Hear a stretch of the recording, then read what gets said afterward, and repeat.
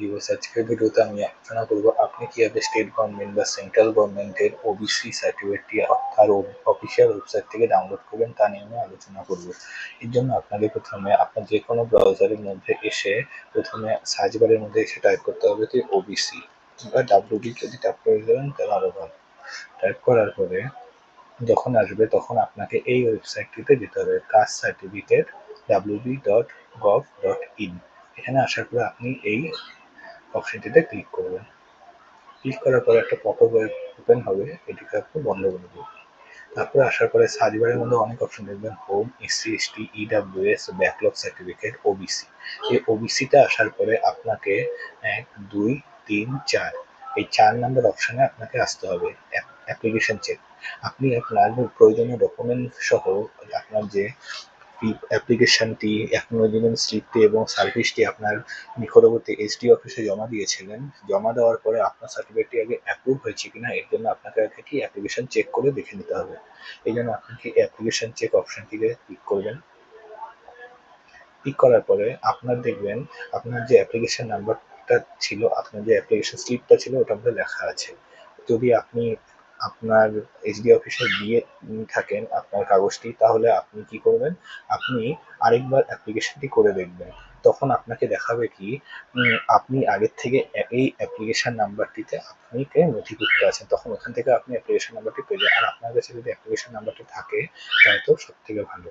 যখন আপনি অ্যাপ্লিকেশনটি প্রিন্ট করেছেন তখন আপনার কাছে একটা পিডিএফও ডাউনলোড হয়ে গেছে। ওই পিডিএফটির মধ্যে আপনি অ্যাপ্লিকেশন নাম্বারটা পাবেন। তারপরে কি এই অ্যাপ্লিকেশন নাম্বারটা আপনি এখানে পুট করবেন। আমি আমার মতো পুট করে দিচ্ছি, আপনার কাছে যে অ্যাপ্লিকেশন নাম্বারটা আছে আপনি উঠে দিবেন।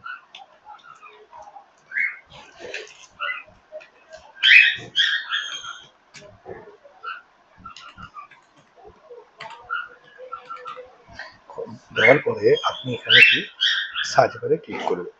সার্চ বারে ক্লিক করার পরে আপনার এখানে কি প্রথমে দেখবেন অ্যাপ্লিকেশন নাম্বারটা শো হবে, তারপরে আপনার নাম শো হবে, তারপরে আপনি কোন ডেটে অ্যাপ্লিকেশন করেছেন, ডেট অফ অ্যাপ্লিকেশন এটিও শো হবে।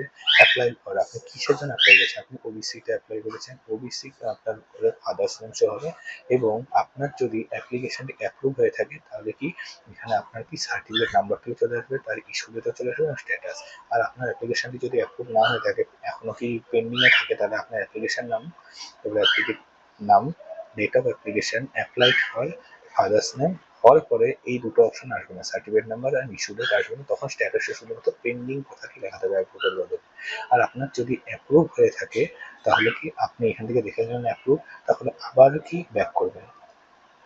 ব্যাক করার পরে আপনি আবার আগের মতন কি করবেন, এই ওবিসি অপশনে আসবেন। ওবিসি অপশনে আসার পরে দেখেন নিচে আছে চেক সার্টিফিকেট। চেক সার্টিফিকেট এটিতে ক্লিক করবেন না, চেক সার্টিফিকেট নিচেরটাতে ক্লিক করবেন। চেক সার্টিফিকেট লেখা যাবে স্টেট বা central OBC NCL on or after 1/8/2025, তথা 2025 আগস্টের 1 তারিখের পরে যে সমস্ত সার্টিফিকেট ইস্যু হয়েছে তখন সেগুলোকে কোথা থেকে দেখতে পারবে, এই চেক সার্টিফিকেট অপশন থেকে দেখতে পারবে। এখানে ক্লিক করে দিবেন। করার পরে আপনার কাছে কি যাবে, একটা সার্টিফিকেট নাম্বারটা যাবে। যদি আপনার কাছে ওইখান থেকে আপনি দেখে নেন সার্টিফিকেট নাম্বারটা, ওখান থেকে কি কপি করে নিয়ে কি আপনি কপি করে এখানে পুট করে দিবেন। পুট করার পরে তার ইস্যু ডেটটাই আপনি এখানে দিয়ে দিবেন। ইস্যু ডেট দেওয়ার পরে আপনি এখানে সার্চ বারে ক্লিক করবেন। সার্চ বারে ক্লিক করার পরে আপনার এখানে কি নিচে শো হবে দেখেন, আমি আপাতত স্টেট গভর্নমেন্টে আমার কাস্ট সার্টিফিকেট আছে, এই জন্য আমি সেন্ট্রাল ওবিসি এনসিএল অ্যাপ্লাই করেছিলাম। এই জন্য এখানে শো হচ্ছে আপনার লেখা থাকবে গভর্নমেন্ট অফ ওয়েস্ট বেঙ্গল, তার নিচে লেখা থাকবে কোন এইচডিও থেকে বা কোন মানে কি প্রশাসন থেকে আপনার এটা ইস্যু হয়েছে সেটি লেখা থাকবে। আমার এখানে লেখা আছে ইস্যুড বাই এইচডিও কোচবিহার সদর কোচবিহার। তারপরে সার্টিফিকেট ডিটেলস, এই সার্টিফিকেটে কি সার্টিফিকেট নাম্বারটা, ডেট অফ ইস্যু, তারপরে আপনার নাম এবং আপনার বাবার নাম সহ হবে, জেন্ডার এবং আপনার অ্যাড্রেস এবং আপনি কোন কাজ থেকে অ্যাপ্লাই করেছেন, সূত্রধর, আমার সূত্রধর কাজ, সেই জন্য সূত্রধর কাজটা অ্যাপ্লাই করেছে।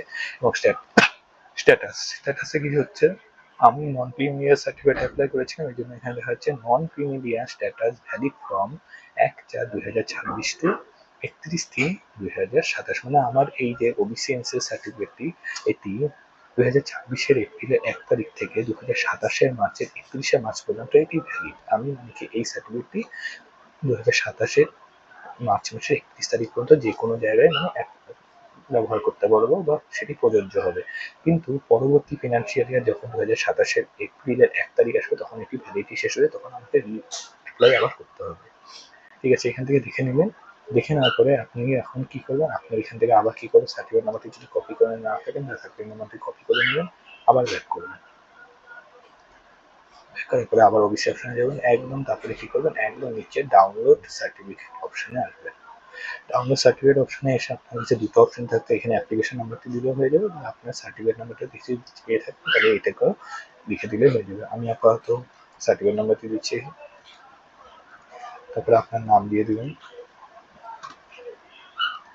নাম দিয়ে দেওয়ার পরে তারপরে ভেরিফাই অপশনে ক্লিক করবেন। ভেরিফাই অপশনে ক্লিক করার পরে দেখাচ্ছে আমার সার্টিফিকেট নাম্বার বা অ্যাপ্লিকেশন নাম্বারের সাথে অ্যাপ্লিকেন্ট নেম কি একদম ঠিক আছে, এবং ভেরিফাইড লেখাটা আসবে। তারপরে আপনি আপনার ডেট অফ বার্থ পুট করে দেবেন। পুট করে দেওয়ার পরে আপনি এখানে ডাউনলোড সার্টিফিকেটে ক্লিক করবেন।